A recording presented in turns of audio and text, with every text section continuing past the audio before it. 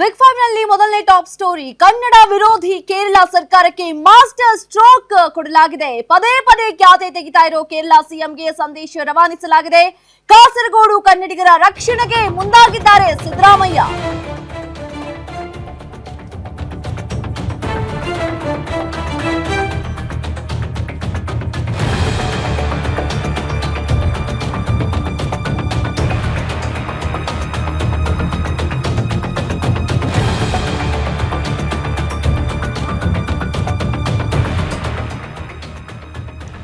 ಕನ್ನಡ ವಿರೋಧಿ ಕೇರಳ ಸರ್ಕಾರಕ್ಕೆ ಈಗ ಮಾಸ್ಟರ್ ಸ್ಟ್ರೋಕ್ ಕೊಡಲಾಗಿದೆ. ಪದೇ ಪದೇ ಖ್ಯಾತಿ ತೆಗಿತಾ ಇದ್ದಂತಹ ಕೇರಳ ಸಿಎಂಗೆ ಸಂದೇಶ ರವಾನಿಸಲಾಗಿದೆ. ಕಾಸರಗೋಡು ಕನ್ನಡಿಗರ ರಕ್ಷಣೆಗೆ ಈಗ ಸಿದ್ದರಾಮಯ್ಯನವರು ಮುಂದಾಗಿದ್ದಾರೆ. ಕನ್ನಡಿಗರಿಗೆ ಗುಡ್ ನ್ಯೂಸ್ ಕೊಡಕ್ಕೆ ಸಿದ್ದರಾಮಯ್ಯ ರೆಡಿಯಾಗಿದ್ದಾರೆ.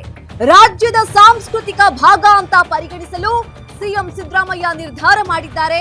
ಕಾಸರಗೋಡಿಗೆ ಹೋಗಿ ಅಲ್ಲೇ ಘೋಷಣೆ ಮಾಡೋದಕ್ಕೆ ಸಿಎಂ ತೀರ್ಮಾನಿಸಿದ್ದಾರೆ. ಕೇರಳದ ಮಲಯಾಳಂ ಕಡ್ಡಾಯ ಮಸೂದೆ ವಿರೋಧಕ್ಕೆ ಈಗ ನಿಯೋಗ ರಚನೆ ಮಾಡಲಾಗಿದೆ. ಕೇಂದ್ರ ಸರ್ಕಾರಕ್ಕೆ ಮನವಿ ಮಾಡಲಿದ್ದಾರೆ ರಾಜ್ಯ ಸರ್ಕಾರದ ನಿಯೋಗ. ಸಿದ್ದರಾಮಯ್ಯ ಸ್ಟ್ರೋಕ್ ಕೊಟ್ಟ ಬಳಿಕ ಈಗ ಕೇರಳ ಸಿಎಂ ಪಿಣರಾಯಿ ಅಲರ್ಟ್ ಆಗಿರುವಂತದ್ದು. ನಮ್ಮ ಸರ್ಕಾರ ಮಲಯಾಳಂ ಭಾಷೆಯನ್ನ ಹೇರಿಕೆ ಮಾಡಿಲ್ಲ, ಭಾಷಾ ಸ್ವಾತಂತ್ರ್ಯವನ್ನ ಸಂಪೂರ್ಣವಾಗಿ ರಕ್ಷಿಸಲಾಗಿದೆ. ಕನ್ನಡ ಭಾಷಿಕರು ಸಚಿವಾಲಯದಲ್ಲಿ ಮಾತೃಭಾಷೆಯನ್ನ ಬಳಸಬಹುದು. ಕಚೇರಿಗಳೊಂದಿಗೆ ಅಧಿಕೃತ ಪತ್ರ ವ್ಯವಹಾರಕ್ಕೆ ಮಾತೃಭಾಷೆ ಬಳಸಬಹುದು. ಉತ್ತರವನ್ನ ಅದೇ ಭಾಷೆಗಳಲ್ಲಿ ನೀಡಲಾಗುತ್ತೆ ಅಂತ ಈಗ ಪಿಣರಾಯಿ ಸ್ಪಷ್ಟನೆಯನ್ನ ಕೊಟ್ಟಿದ್ದಾರೆ. ಕನ್ನಡ ವಿರೋಧಿ ಕೇರಳ ಸರ್ಕಾರಕ್ಕೆ ಈಗ ಮಾಸ್ಟರ್ ಸ್ಟ್ರೋಕ್ ಕೊಟ್ಟಿರುವಂತದ್ದು. ಪದೇ ಪದೇ ಖ್ಯಾತಿ ತೆಗಿತಾ ಇತ್ತು ಕೇರಳ ಸಿಎಂ ಏನಂತ. ಮೊದಲನೇ ವಿಚಾರಕ್ಕೆ ಕೋಗಿಲು ಪ್ರಕರಣಕ್ಕೆ ಸಂಬಂಧಪಟ್ಟಂತೆ ಟ್ವೀಟ್ ಮಾಡಿ ಅದು ಒಂದು ದೊಡ್ಡ ರಾಧಾಂತನೇ ಆಗೋಯ್ತು. ಈಗ ಭಾಷಾ ನೀತಿ ವಿಚಾರಕ್ಕೆ ಸಂಬಂಧಪಟ್ಟಂತೆ ಕೇರಳ ಸಿಎಂ ಮತ್ತೆ ಟ್ವೀಟ್ ಮಾಡಿರುವಂತದ್ದು.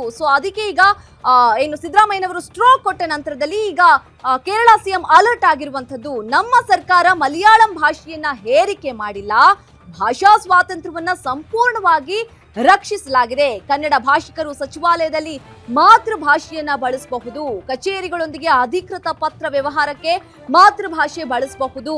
ಉತ್ತರವನ್ನ ಅದೇ ಭಾಷೆಗಳಲ್ಲಿ ನೀಡಲಾಗುತ್ತೆ ಅಂತ ಹೇಳಿ ಈಗ ಪಿಣರಾಯಿ ಅವರು ಸ್ಪಷ್ಟನೆಯನ್ನ ಕೊಟ್ಟಿದ್ದಾರೆ.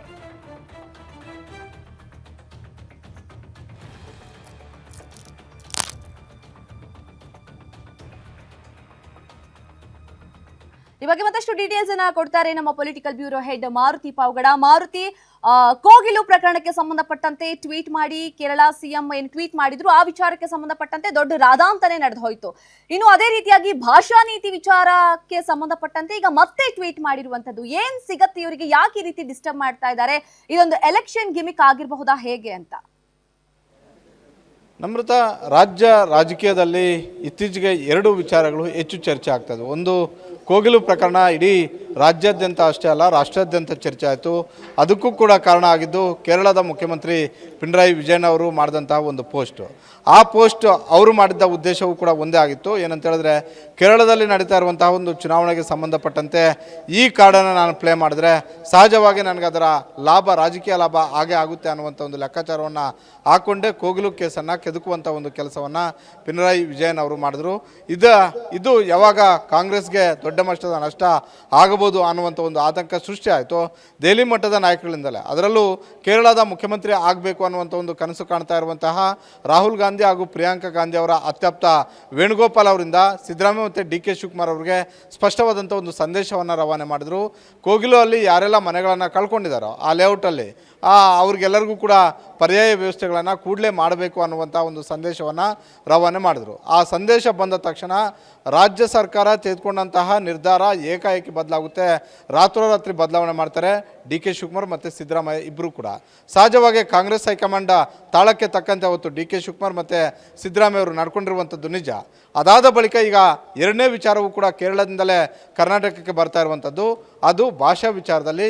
ಅದರಲ್ಲೂ ಕೂಡ ಈ ಹಿಂದೆ ಹಲವು ಬಾರಿ ಇಂಥ ಒಂದು ವಿಚಾರಗಳು ಚರ್ಚೆಗೆ ಬಂದಾಗ ಇಷ್ಟು ದೊಡ್ಡ ಮಟ್ಟದ ಒಂದು ರಾದ್ಧಾಂತವನ್ನು ಕೇರಳ ಸರ್ಕಾರ ಮಾಡಿರಲಿಲ್ಲ. ಆದರೆ ಈಗ ಕೇರಳ ಸರ್ಕಾರವನ್ನು ನಡೆಸ್ತಾ ಇರುವಂತಹ ಪಿಣರಾಯಿ ವಿಜಯನ್ ಅವರ ಮುಂದೆ ಇರುವಂಥದ್ದು ಮುಂದಿನ ಚುನಾವಣೆಯನ್ನು ಯಾವ ವಿಚಾರಗಳನ್ನು ಪ್ರಸ್ತಾಪ ಮಾಡಿ ಜನರನ್ನ ಭಾವನೆಗಳನ್ನು ಕೆರಳಿಸಿ ಅದನ್ನು ಓಟಾಗಿ ಪರಿವರ್ತನೆ ಮಾಡಿಕೊಳ್ಬೇಕು ಅನ್ನುವಂಥ ಒಂದು ಲೆಕ್ಕಾಚಾರ ಹಾಕದಂತೆ ಕಾಣಿಸ್ತಾ ಇದೆ. ಹೀಗಾಗಿ ಕರ್ನಾಟಕದ ಹಾಗೂ ಕೇರಳದ ಗಡಿಭಾಗದಲ್ಲಿರುವಂತಹ ಹಲವು ಕನ್ನಡ ಶಾಲೆಗಳಲ್ಲಿ ಮಲಯಾಳಮನ್ನು ಕಡ್ಡಾಯ ಮಾಡುವಂಥ ಒಂದು ಭಾಷಾ ನೀತಿಯನ್ನು ಮಾಡೋದಕ್ಕೆ ಮುಂದಾಗಿದ್ದಾರೆ. ಅಂದರೆ ಭಾಷಾ ನೀತಿ ಮಾಡುವಂಥ ಒಂದು ಅಧಿಕಾರ ಇರುವಂಥದ್ದು, ಸ್ವತಂತ್ರವಿರುವಂಥದ್ದು, ಪರಮಾಧಿಕಾರ ಇರುವಂಥದ್ದು ಕೇಂದ್ರ ಸರ್ಕಾರಕ್ಕೆ. ಆದರೆ ರಾಜ್ಯ ಪಟ್ಟಿಯಲ್ಲೂ ಕೂಡ ಇದು ಬರೋದ್ರಿಂದ ಸಹಜವಾಗಿ ಅಲ್ಲಿರುವಂತಹ ಶಾಲೆಗಳಲ್ಲಿ ಮಾತೃಭಾಷೆ ಆದಂತಹ ಮಲಯಾಳಮನ್ನು ಕಡ್ಡಾಯವಾಗಿ ನೀವು ಕಲಿಕೆ ಮಾಡಲೇಬೇಕು ಅನ್ನುವಂಥ ಒಂದು ಆದೇಶವನ್ನು ತರೋದಕ್ಕೆ ಮುಂದಾಗಿದ್ದರು. ಆದರೆ ಇದಕ್ಕೆ ಸಂಬಂಧಪಟ್ಟಂತೆ ನಮ್ಮ ರಾಜ್ಯದ ರಾಜಕಾರಣಿಗಳು ಬೇರೆ ಬೇರೆ ವಿಚಾರಗಳಲ್ಲಿ ಹಲವು ಆಕ್ಷೇಪ, ಅಸಮಾಧಾನಗಳು, ಟೀಕೆ, ಟಿಪ್ಪಣಿಗಳು ಇರಬಹುದು.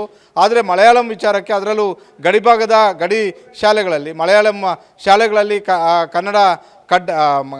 ಕನ್ನಡ ಶಾಲೆಗಳಲ್ಲಿ ಮಲಯಾಳಂ ಕಡ್ಡಾಯ ಮಾಡುವಂಥ ಒಂದು ವಿಚಾರ ಏನಿತ್ತು, ಇದಕ್ಕೆ ಪಕ್ಷಾತೀತವಾಗಿ ಒಂದಾಗಿ ಒಕ್ಕೊರಲಿನ ಆಕ್ಷೇಪವನ್ನು ವ್ಯಕ್ತಪಡಿಸಿದ್ದಾರೆ. ಜೊತೆಗೆ ಪಿನರಾಯಿ ವಿಜಯನ್ ಅವರಿಗೆ ಮುಖ್ಯಮಂತ್ರಿ ಸಿದ್ದರಾಮಯ್ಯ ಅವರು ಕೂಡ ಹಿಂದೆ ಪತ್ರ ಬರೆದಿದ್ದರು. ಈಗ ಕೇಂದ್ರಕ್ಕೆ ಒಂದು ನಿಯೋಗವನ್ನು ಕಳಿಸ್ಕೊಟ್ಟು ಕೇರಳ ಸರ್ಕಾರದ ಈ ನಡೆಯನ್ನು ತೀವ್ರವಾಗಿ ಖಂಡನೆ ಮಾಡಬೇಕು ಅನ್ನುವಂಥ ಒಂದು ನಿರ್ಧಾರಕ್ಕೆ ಬಂದಿದ್ದಾರೆ.